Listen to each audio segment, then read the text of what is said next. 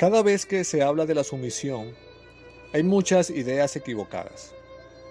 En la cosmovisión mundana, la persona sumisa es sinónimo de inferioridad, de desprecio, de poco valor.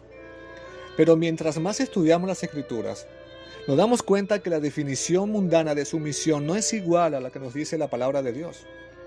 La sumisión bíblica no es sinónimo de inferioridad, de desprecio o de poco valor. La sumisión bíblica tiene que ver con una posición y con una función específica, no con niveles de valor. Es decir, la sumisión bíblica es aceptar el lugar que tenemos y el lugar que nos ha dado Dios. Un ejemplo de sumisión lo tenemos en Efesios capítulo 5, versículo 21. Dice, someteos unos a otros en el temor de Dios. Es decir, estar en mutua sumisión y no tratar de controlar al otro. Pero es interesante que como miembros del cuerpo de Cristo, tenemos que estar antes en el temor de Dios, sujetos a Él, para después someternos unos a otros. Ahora, aplicando este concepto de sumisión específicamente a las mujeres, ustedes deben saber que Dios las creó con un diseño específico. Es decir, tienen un lugar específico y es la voluntad de Dios que ustedes vivan apegadas al mismo. En Efesios 5:22 dice, hablando de las mujeres, las casadas estén sujetas a sus propios maridos como el Señor.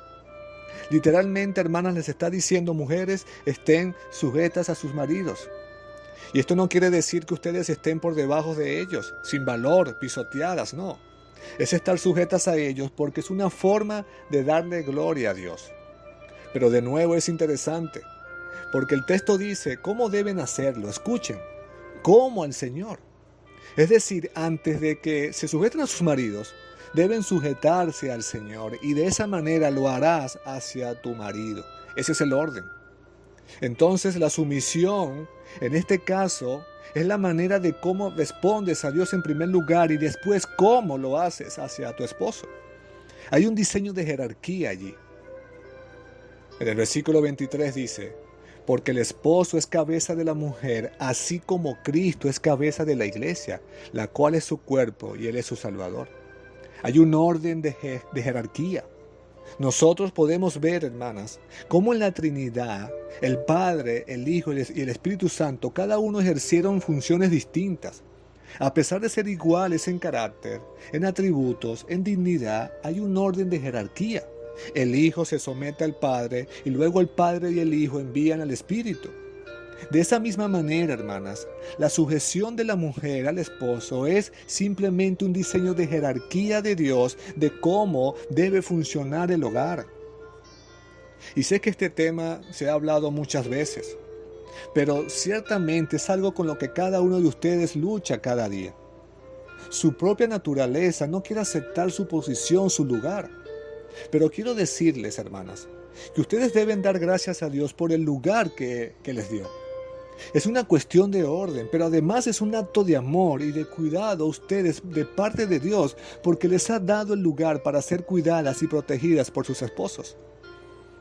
Hermanas, como dije, la sumisión es aceptar el lugar que Dios les ha dado, un lugar específico, un lugar privilegiado, un lugar hermoso. Y al no aceptarlo como un regalo de Dios, le están diciendo a Dios que se equivocó. Y al final terminan pecando contra Dios. La pregunta es, ¿qué tanto te sujetas a tu esposo? ¿Te sujetas a Cristo y de esa manera te sujetas a tu esposo? ¿Te sujetas a tu esposo por amor a Cristo? Son preguntas que sin dudas deben meditar. Ahí tienen el ejemplo de Cristo Jesús como lo único que puede convencerlas, que siendo igual al Padre se sometió a Él.